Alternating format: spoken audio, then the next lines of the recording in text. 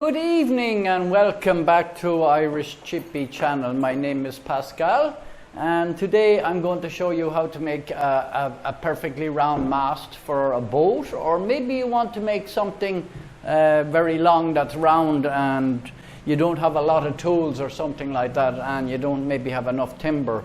This is a 60mm mast, and which is nearly 2.5 inches. And it's a long video. I apologize for that, but it was 3.5 hours of footage that I had to bring down. I'm also going to show you how to make what's called a spar gauge. There's spar gauge. This is a very rudimentary one. I'll give you a link to getting a better one than that afterwards.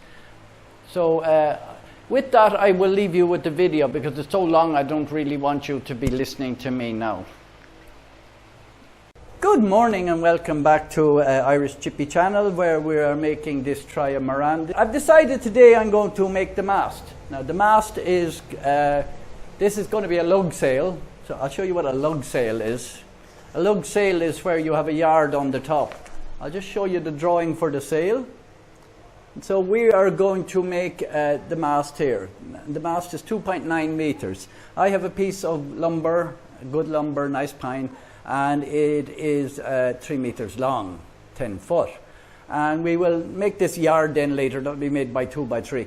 We're going to have to laminate 2 pieces. I'm not exactly sure what size I'm going to make the mast, but the mast will probably be somewhere around 55 millimeters, right? So we have to cut this in half. It's dead straight the way it is. After I cut it, it might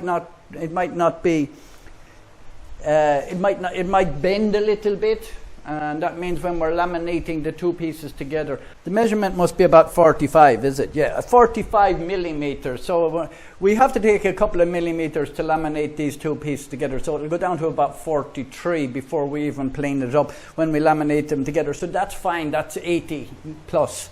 It's over 80 millimeters for 55. This one is, it's supposed to be 2 by 6. So 2 by 6, it's 140 millimeters. So it's 10 millimeters short of 6 inches. So that's fine as well. We will cut it in half at the 70 point, and we will lose a little bit. You lose a bit here because this has already gone through the machine for making the ridges in it, you know.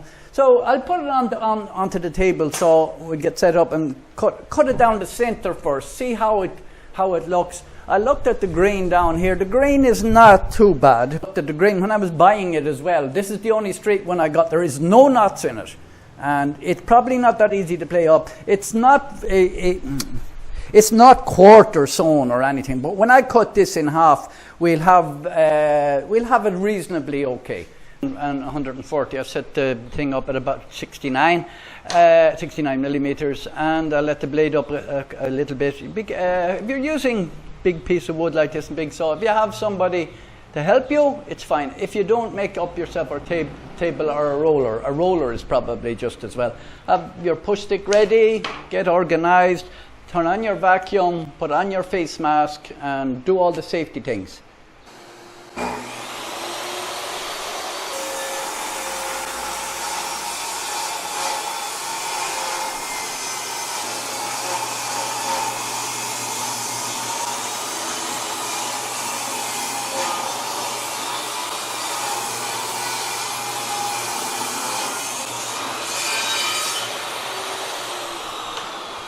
Not too bad. A little bit of a bend, not much. Now, I'm very, very happy with them. Now let's check the second one. Now there's a little bend on this one. So this side is bent out. So when we are joining these together, we will have to try and straighten this one a little bit. This way, it's okay this way. So when these are sandwiched together, I'm probably going to do left and right like this. But we have enough to play with it, to take away on it. So we will put them opposite like this. And we will take the twist out of them like this when we're clamping them. We will have a clamp going the opposite way as well. We can put it through the thicknesser, and we'll put a little piece in underneath it so it will hold itself up. And we'll keep planing off this till this one goes down to the level of this side, which is straight. And then we will end up having a 55 millimeter mast, round mast. Okay, so first thing we're going to do now is we're going to flatten them.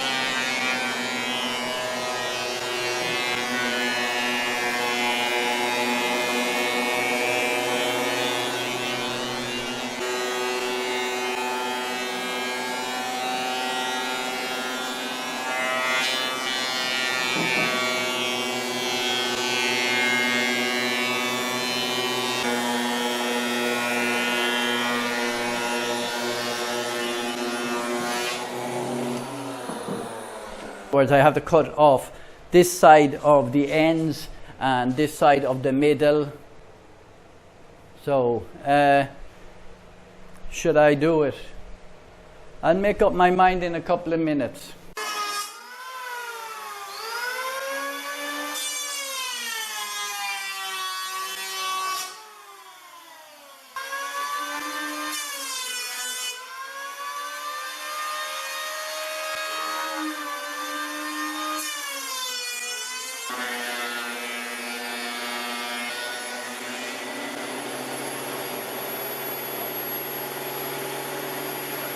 What I'm after doing now is I'm after taking out most of the belly out of it. There was a little bit of belly in the other one. It probably happened after we cut it because maybe a little bit of humidity, the wood can still bend.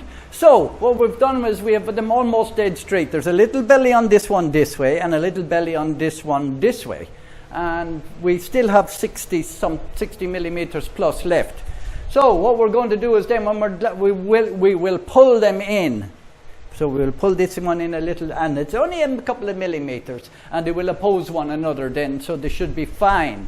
If you done them the other way, and if it started to bend, they will all start bending the same way. So if they're opposing one another, they should, after they're laminated together, they should just oppose. So this one will be a little bit of pressure that way, and this one a little bit of pressure that way, and they should be fine. And then when we start, of course, when we start rounding it off and taking more off it, then it's going to be an awful lot easier to do. So this is nearly ready for laminating. Okay, we've got them ready now for gluing them up together. I put a little bit of cabosil in it. Maybe I shouldn't have, just to give it a little bit of thicknessing. But it should be just like normal laminating. I'm going to go over both of them twice. I'm going to make sure that it soaks into the wood. The wood is very dry. It's kiln dried wood, like you get in your big box store, as you call it. Go down. I'm going to do both of them twice.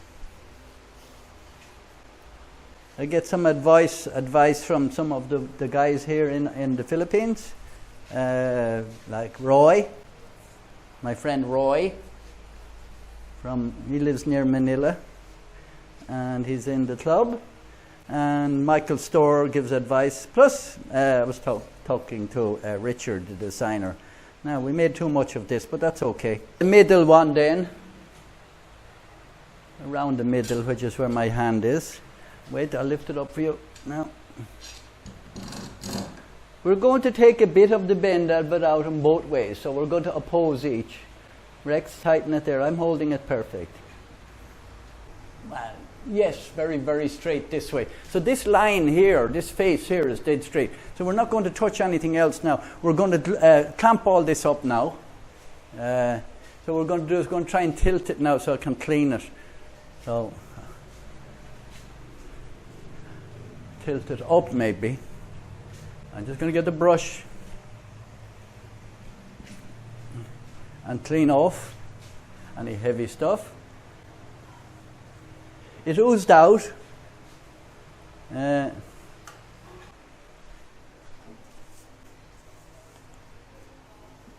a lot. It's oozed out a bit though, and I don't want it sticking out like that. And of course then we will check it for straightness again then as well. So I will make up what's called a spar gauge. So we have our mast all glued up there, and we have nothing to do. No, what we're going to do now is we're going to make it really quickly. We're going to make a spar gauge now. So we make up a piece of, just take any sort of piece of wood like this, and this is the piece of wood I'm using, and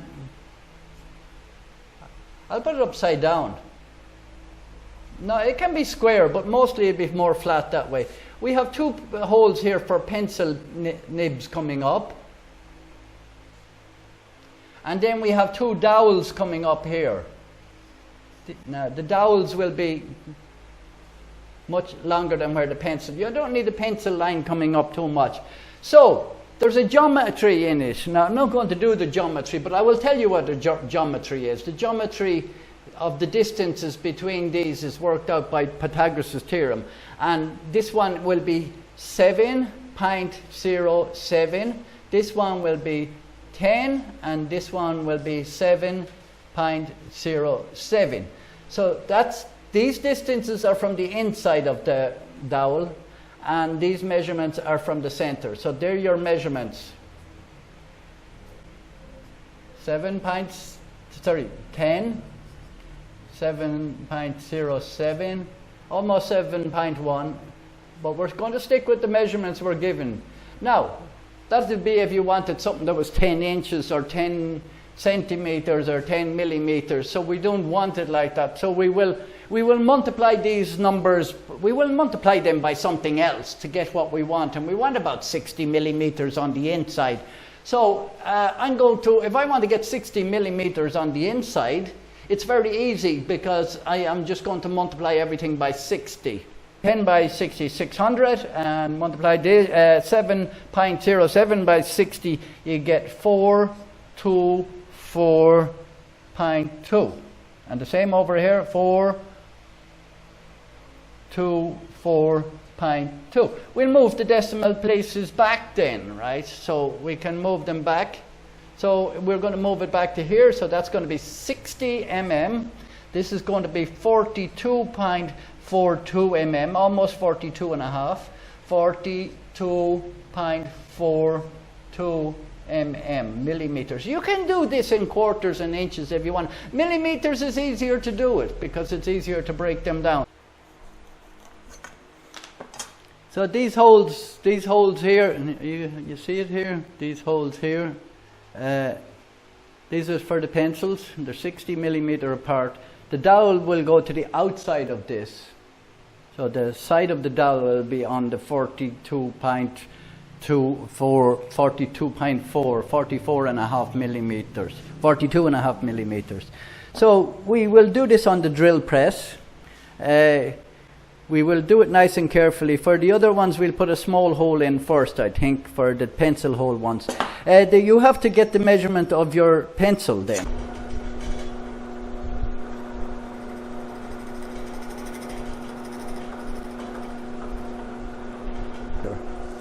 Just a little pilot hole, and the same here. Of them, so you get your vernier scale. It's called vernier, look. I don't know if that's the brand or what. I have it from Ireland. I thought it was older. It's only 20 years old.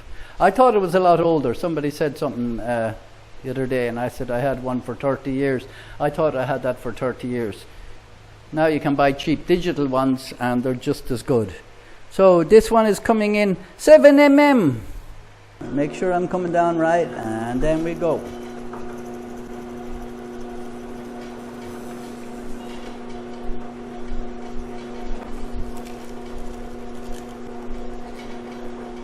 So there's my spar gauge now. I made in 15 minutes, and that will do. This will go down along the beam tomorrow, and if the beam is tapered, this will adjust the taper. It will still cut it in 8 sides. So if you have the tapered from one side to the other. So that's it. We will be using that tomorrow.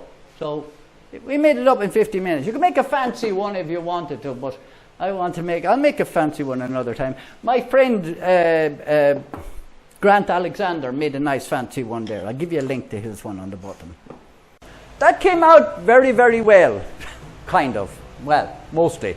I straightened out any little bits with the hand electric planer, and then we ran it through the thicknesser, and we have it within a millimeter or so from top to bottom. If there's a slight twist in it, it won't matter that much because it's going to be rounded anyway. I've decided overnight that if I can make it a little bit bigger than 55, I will. And I'm able to get away with 60, I think, about 60. Wait and I check. Yeah, at the moment that's exactly 60. Okay, and it's planed on both sides and it's straight on both sides.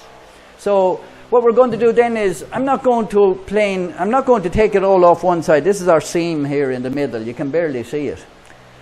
We are going to take a piece off each side, and I'm going to do it with the saw first. The reason I'm going to do it with the saw, two reasons. One, I'll have a little bit of wood left over that I can use for slabs, about 8 millimeters or something like that. Nice piece of wood. Might use it somewhere else. 10 foot long. And also, we will, when we're running it through the saw, the saw itself will be making it square from this side. In other words, the saw is acting like a jointer.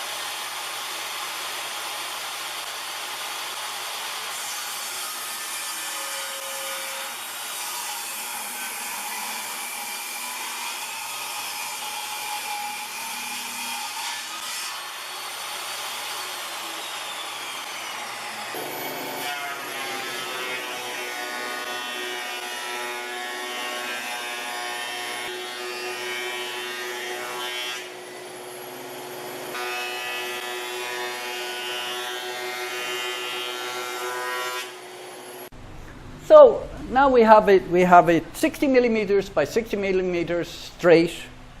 Next thing we were going to do is we're going to use the spar gauge that I showed you that we made, this one. A little bit crude, it's okay though. You could make a specific one that would be at less of an angle there. So in other words, I could have made these distances closer together for this one. But I didn't make it. This is a general one for something that's up to 75 millimeter or no more, even 100 millimeter spar gauge. But it still works the very same. So it's nice that you get this nice and level while you're holding it like this. And we just go down along it like this. We keep it straight. You have to make sure that the two dowels are touching. The two dowels. You just get it balanced. You get it. I broke the pencil again. No, I broke the two pencils now. That's fine. I had the point of the pencil too sharp, and it's cutting into the wood. Now we're marking. Now can you see we're marking? Now this is going to make this into an octagon. So in other words, the distance between here and here will end up between the distance between there, so it'll be a proper octagon. We're going to do all four sides, and then we're going to plane them up with the electric planer and maybe the hand planer as well. So I will mark all sides here now.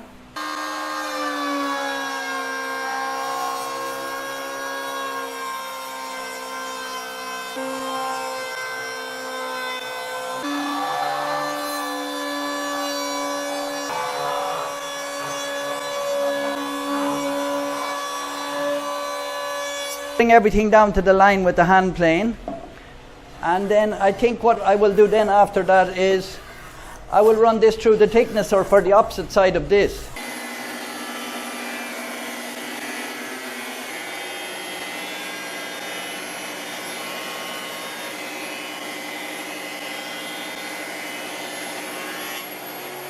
So that turned out, that was easier than I thought. You can measure each side and you will see if they're a half a millimeter off, I wouldn't fall out with that because you'll be sanding this later on anyway. So I'll be a little bit to the right.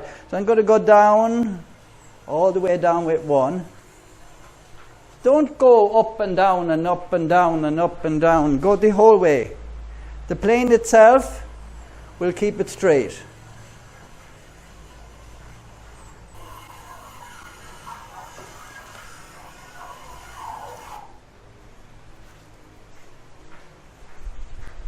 This is good exercise, running up and down. Oh, I missed a bit. Sliding a bit there. Now, so I'm going to do that with all of these. We have 8 corners now to do this with. Okay, so that turned out not so bad. It feels round when you put your hand on it. It feels round already, and it's 16 sides. I'm going to sand most of it out. I will do 1 shave of the plane on the corners of these. I'll go down along, maybe, I'll give it 2. I'll give it 2. But I'm taking the round edge off that, and this should go down to 5mm actually, technically. No, sorry, it wouldn't. I'm getting my trigonometry mixed up. It would be less than 5mm. So we'll do that on all 16 corners. I had an extension. I've only got a small lathe, right? It's a manual, no variable speed or anything, but we have it down to the lowest. There was an extension on the table for the table that I bought a few years ago for doing longer stuff. So I am going to do this. Now it wobbles a little bit, so we have it on low speed. This is fixed to this stand all the time. The stand is clamped to here. This cable is clamped to this one. Down here, this is clamped to down and this way. And we've done a trial first. But safety always first. When you're sanding number 1, you always wear your mask. When you're on the lathe number 1, you always wear a shield. Now, there's nothing going to fly off this. I didn't get the dead center there, and I'm struggling to get it back into it, so I'm just going to leave it, I think. And because we're sanding, if you're not sanding, you need the dead center. So I'm going to have Rex here on the button to turn it on and off. In an emergency, you can hit this, right? It's not going to, if it falls off, I have it in the chuck. I had it outside the chuck first, but in the chuck it seems to be wobbling less. So I'm going to start sanding. So first thing I'll do is put on my mask.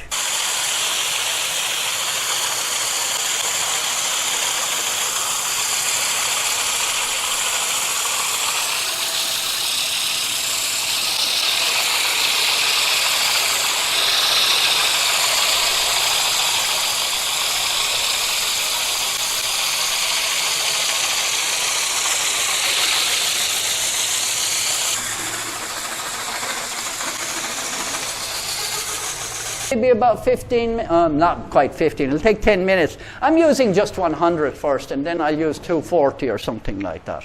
So we'll sand that all up, and then we will coat this in epoxy. Just be careful of the wobble in the middle. You can make up a frame here with a little thing on it to stop it wobbling if you want.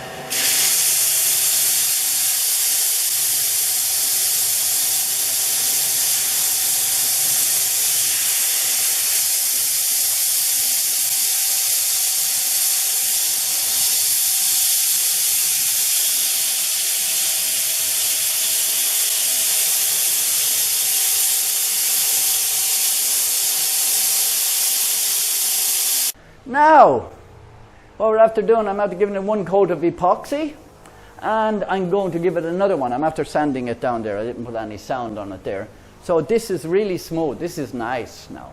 So we'll give it another one, and then we will sand it, and then it will be finished with polyurethane. The reason it's going to be finished with polyurethane is because polyurethane is UV rays, protected from UV rays, whereas the epoxy, I'm not sure. This epoxy, I think, may be UV protected, but I don't think so. Most of them are not. So it will be finished in what we would call polyurethane burn. Now, that turned out nice, even if I say so myself. I'm just going to remove all this now, because we're going making the yard and the boom, and we're going to make the fixing in the boat for holding this. So I need room in here, so I have to disassemble all this. But I will give it 1 sanding. It's got 2 epoxy, and that's it. It's going to be varnished after that. So I'll put it back in the chuck. I take it out of the chuck to dry when I'm painting it. So we will just give this one, and then we will be back to you. It came out really nice now. It's really, really round, and it's very, very straight. We couldn't ask for better. So there, that video, 20 minutes plus, I am so sorry. But it was a very, I cut so much out of this video, even some jokes and things like that. If you liked the video, I would much appreciate if you subscribe. And regardless, thank you very much for watching.